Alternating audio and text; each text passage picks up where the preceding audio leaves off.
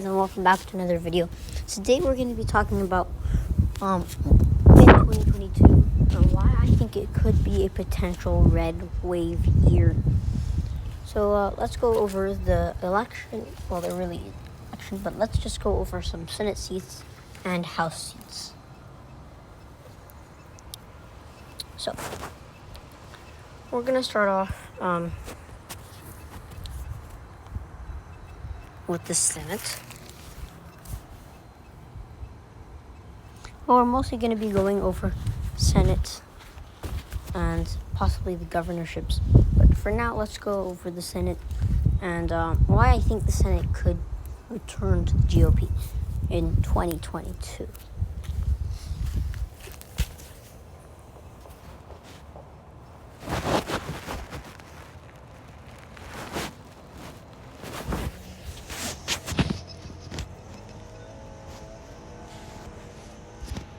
So, let's go over the states that I think the Republican Party will be winning in 2022.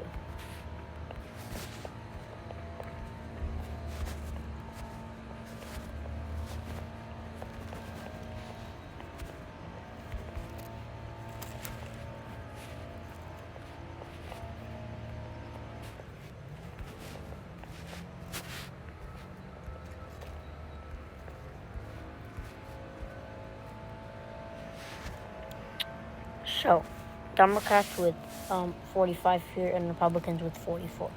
So, I see Democrats, Republicans obviously carrying Alabama, so that puts it as a tie. And I still see Democrats carrying New Hampshire. Let's go over, so we're going to go over all these swing states. So, New Hampshire is one of them.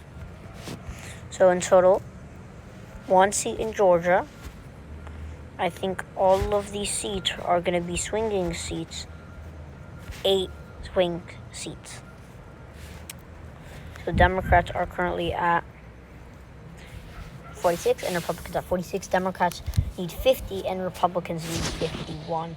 So that right there shows us that the Democrats right here have a higher chance of winning than Republicans do. So let's go over something I'd like to go over.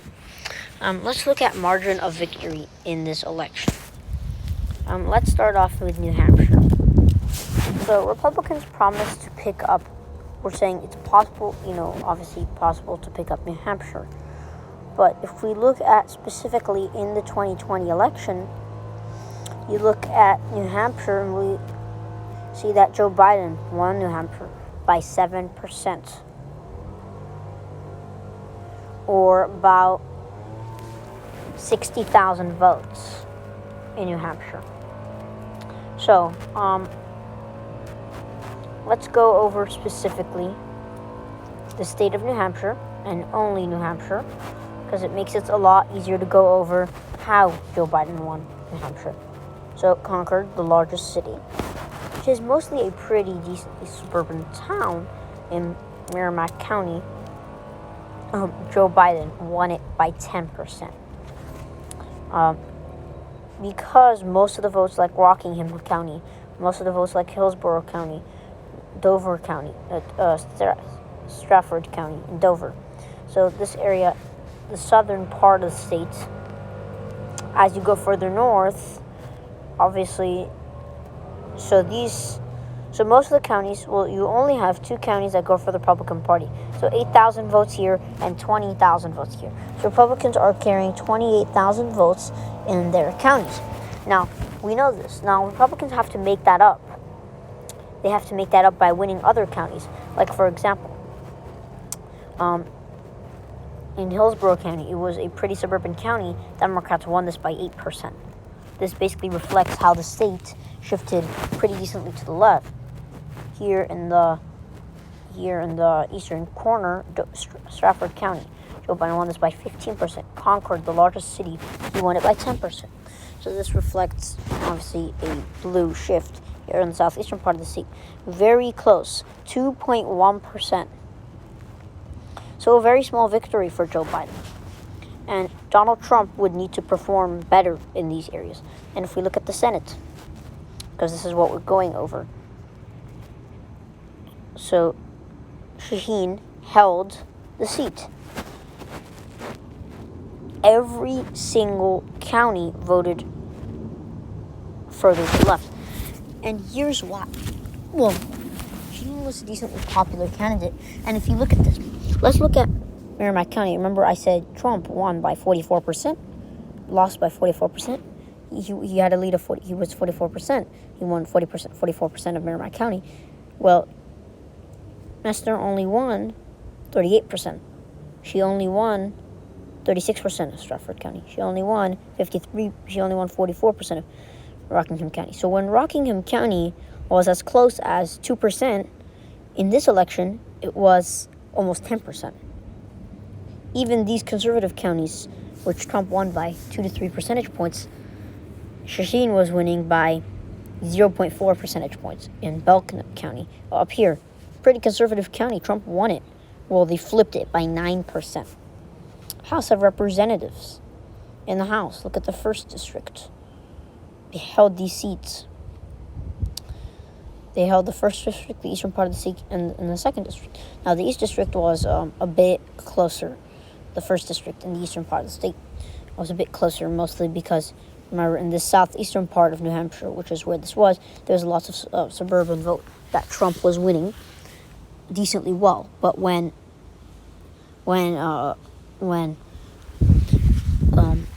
Messner came around, the votes she wasn't as popular as Donald Trump. She only won 41% of the seats. It was a 15% margin, but with Trump and Joe Biden, it was only 7%, so they cut that in half. So far, one state for the Democratic Party. I'm gonna put this as, just because the case is here. I don't expect me to put it in safe. I probably would put New Hampshire in likely. I do not see a pickup for the Republican Party in New Hampshire. Let's move on to Florida. So, if we go to Florida, and we look at Florida, it's a very important state in the election. Obviously, 29 electoral votes, and in 2024, 31 electoral votes. So let's look at this.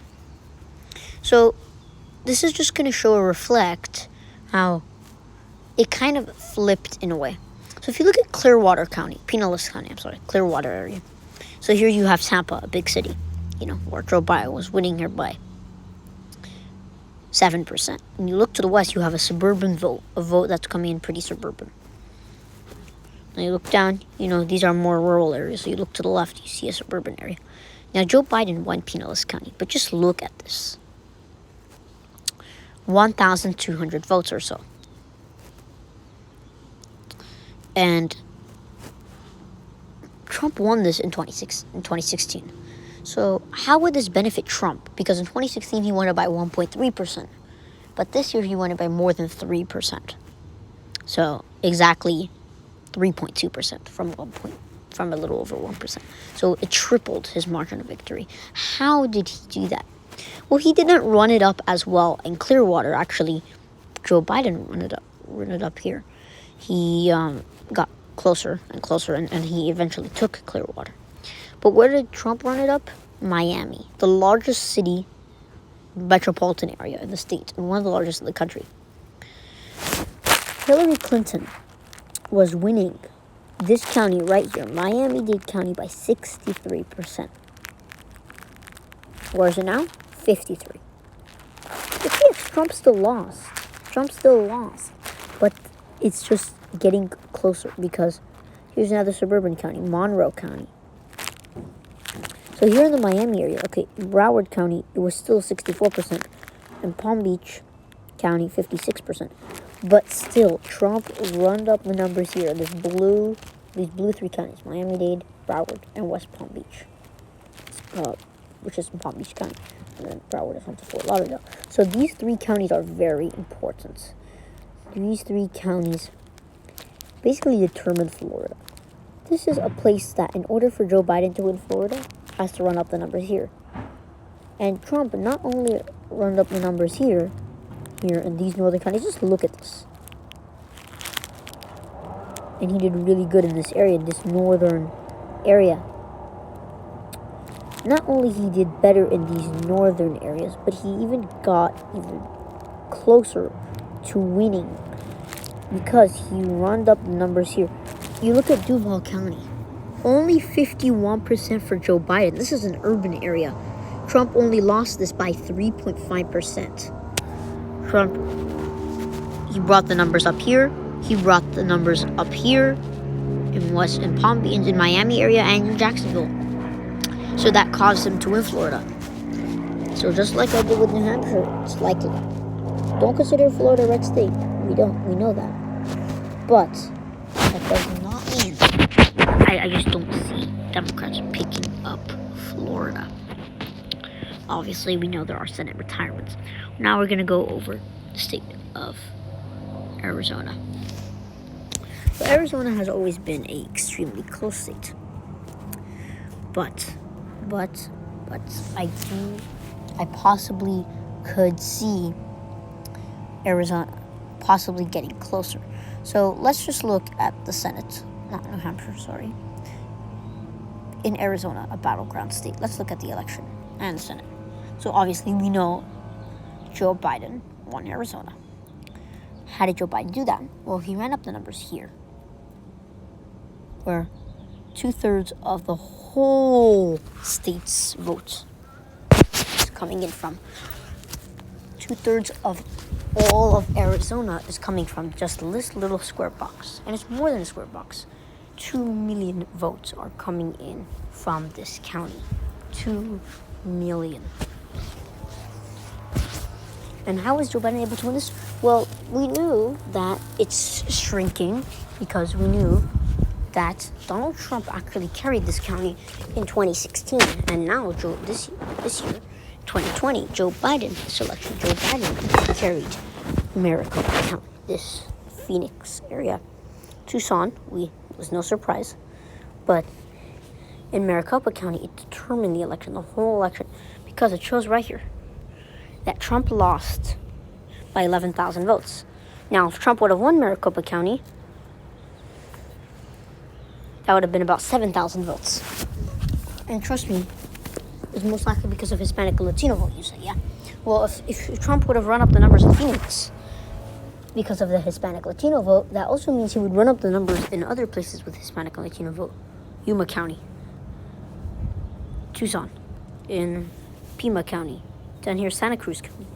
And with these running up numbers, if Trump would have came back and win back Maricopa County by a small couple thousand votes, 6,000 lead in Maricopa County, he would have won Arizona, getting back 11 electoral votes, and have a better shot at the presidency with these 11 electoral votes. Let's look at the Senate. So in the Senate, Mark Kelly defeated Martha McSally. But let's just look at how it was not as close as in the U.S. election. So here it was 1.2 and another 2.4%. Kelly flipped the seat. Mark Kelly did not actually hold the seat, but he flipped it. And which the Democrat has not done in a while before this. Now, Joe Biden won this area by about 6,000 votes, while Mark Kelly ran up the numbers more. He won this area by about 17,000 votes instead of 6,000. That's 11,000 difference. So that right there just put Mark Kelly in the lead. Mark Kelly did much better. He overperformed Joe Biden by 2%. You look at Yuma County, it was a lot closer. McSally still carried it, but it was a lot closer. It was 1.8%. Trump won it back at the presidency. There was 1.8. Trump won it, not by 1.8, but by 6 percentage points. So 1.8 compared to more than 6 percentage points is a pretty big difference. And I think in the Senate it would be a bit closer than what would happen in the elections. So according to what is happening, Arizona, it's a Democratic hold. Democrats hold Arizona by a leans margin in the Senate, but it would be closer in the U.S. election, obviously, with Donald Trump on the ballot. So let's check it out in Nevada.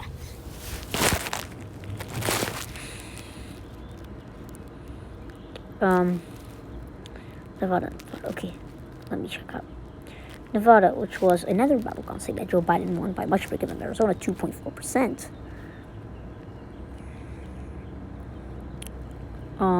Here Nevada was 2.4 victory. You see Reno County, Trump had to run up the numbers here. Trump lost Nevada by about 35,000 votes. He could run up the numbers here. He could run up the numbers here. So because he was not able to run up those numbers, and because usually the Senate does even worse than the presidency, that for those standards, for the Republican Party, Nevada is a Democratic hold. In Wisconsin, we discussed this. We already know. I think Republicans are going to carry Wisconsin.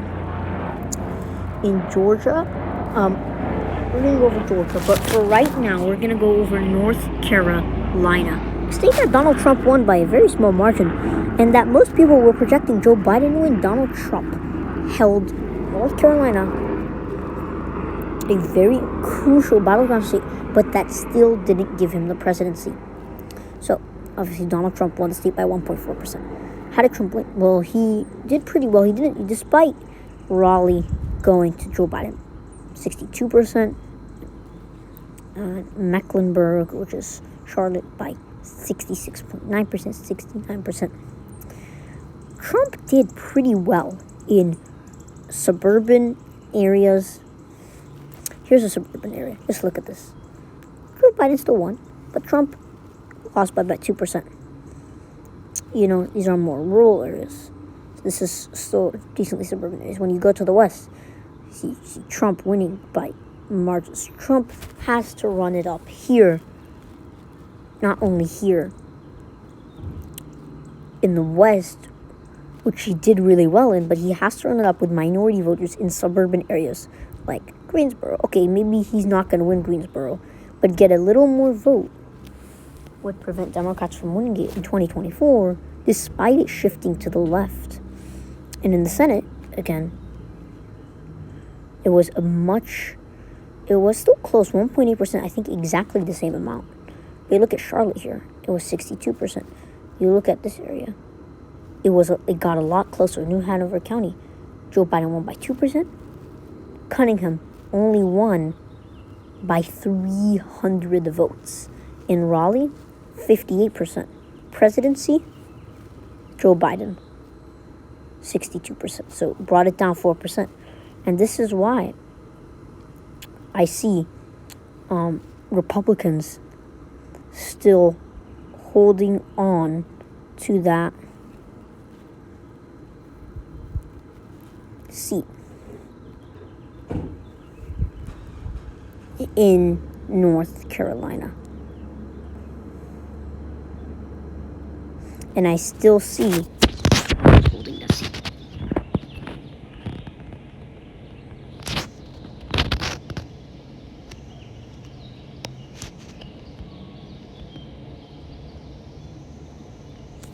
Okay. Yeah, so that's one of the reasons I still see Republicans carrying the seat. We're going to go to the Senate with Georgia. So let's go over this map one more time and why. Let's just go over Georgia one more time in this election. So we did characterize North Carolina as a Republican hold, preventing Democrats from flipping it in 2024. It will not be easy for the Republican Party, but it's definitely 100% possible. Let's look at a few more of these races. One of them I want to look at is Pennsylvania and Georgia. So I think let me actually characterize this.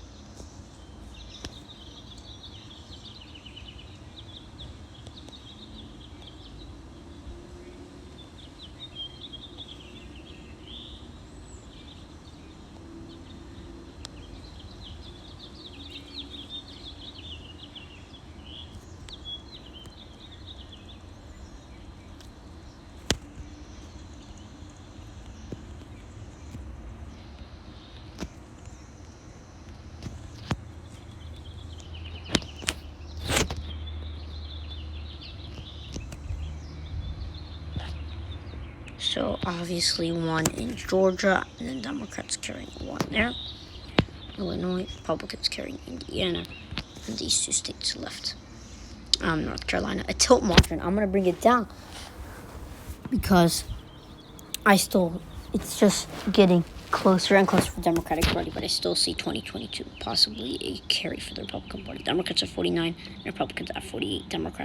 Republicans will need to win every single seat, Wisconsin, for the Republican Party. I'm gonna go over that right now. Give me a second. So in Wisconsin,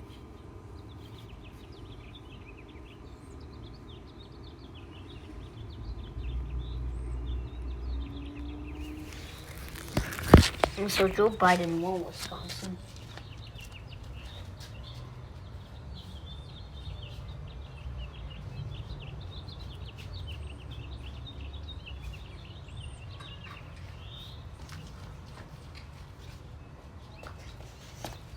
And he flipped the state that Donald Trump won in 2016.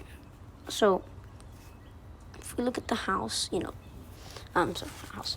So 0.7, there was no Senate race in Wisconsin. Now, Trump won Green Bay, a relatively suburban area. He did pretty well in Green Bay. Now, Milwaukee, Kenosha County, he did well. Really close in Kenosha County, he did well.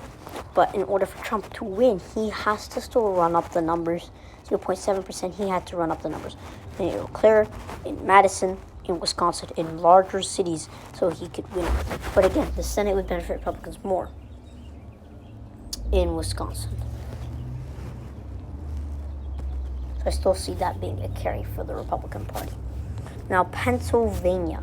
Obviously, this makes it harder for me to mention than Georgia. Let's go over Georgia first. But the reason this makes it would be more difficult to mention than Pennsylvania is because there was a retirement. Pat Toomey is retiring in Pennsylvania. So, obviously, he won by 0.2%. He won by 12,000 votes. In the Senate special. Let's just look at the Senate special. So, we're not going to Loeffler. So, races went to a runoff. But Warnock obviously did better in the race, and Warnock eventually did win the race. But this is not the runoff. Obviously, this is not the runoff. This is the election in 2020, and it was eventually set to a runoff. But it got really close in Augusta. Just look near Augusta. You look at the suburban areas of Augusta. You see this, Burke County. If I go and I put the Senate in the Senate, this was also the runoff. But look at Purdue. Look at Burke County. It was a flip. Just look at this. Look at Savannah. 70% Chatham County. That was pretty good for the Democratic Party. And I do think that Purdue and people like Walker can run up the numbers here in Macon.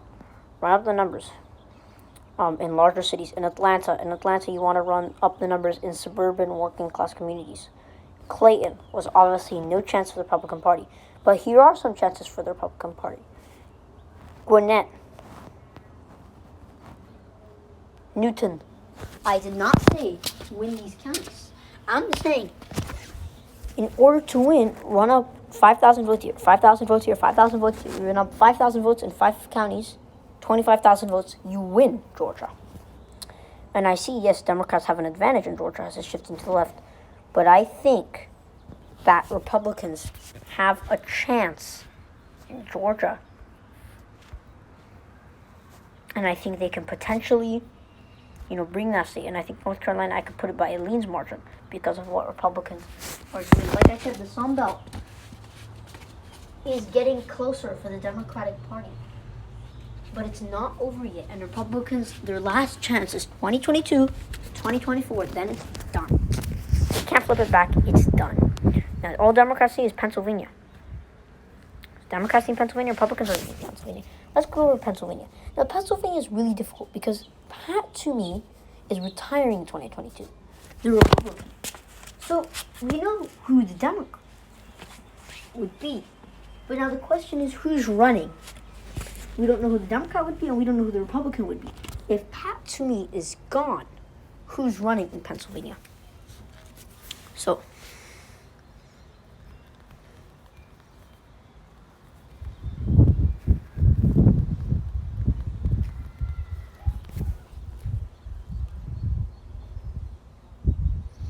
if you look at this, we know that both the Republican Party and the Democratic Party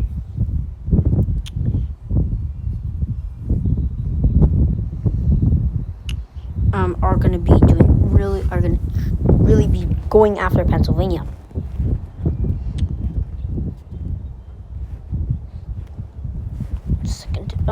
But I do think that Republicans can run up the numbers here. If we look at the, hold on, let's go, actually, I want to go over it election-wise. Pennsylvania. There was no Senate race, but Joe Biden won by 1.2%. Erie, just look at this, 1% margin. So Trump lost by, we do the math here, 23,000 here. I believe 81,000 votes. Run up in Erie. Run up Harrisburg. Just look at this. Run up Philadelphia suburbs. Run up in Pittsburgh. And yes, Democrats are going to do Pennsylvania. But I do see, this is a place where it's shifting to the right. More minority voters leaving. Definitely more minority voters leaving. And where Trump did good in Erie, okay, I think the Senate can get closer for the Republican Party. And I think because it is a area in the Rust Belt, which is slowly shifting to the right, I think it's a pickup for the Republican Party. And this would give Republicans a win in the election in the Senate. So I do potentially think that Republicans can do well in the Senate. And I do think that Republicans are not going to bring it's possible potentially red year, or Democrats could possibly bring it more to the left. I just don't think it's going to be too beneficial for each party. I think it's going to be really close. Democrats can flip Pennsylvania, flip Georgia. Republicans can keep these states and flip Arizona and Nevada. So it's also, this is just my prediction. This is my prediction. I think it's going to I think that's how it's going to go. But obviously it could change anytime. So thank you guys for watching. Subscribe if you haven't yet. I know this was a long video and you guys prefer to watch shorter videos. I just wanted to try to get all of my information that I've been researching and trying to do the best information, trying to get the best information possible for you guys, so you guys don't have to look it up and go searching for everything. So thank you guys for watching. Let's get to 50 views on this video, and I'll be posting more videos like these if we get more watchers and like the video. Yeah, so thank you guys for watching, and we'll see you guys next video.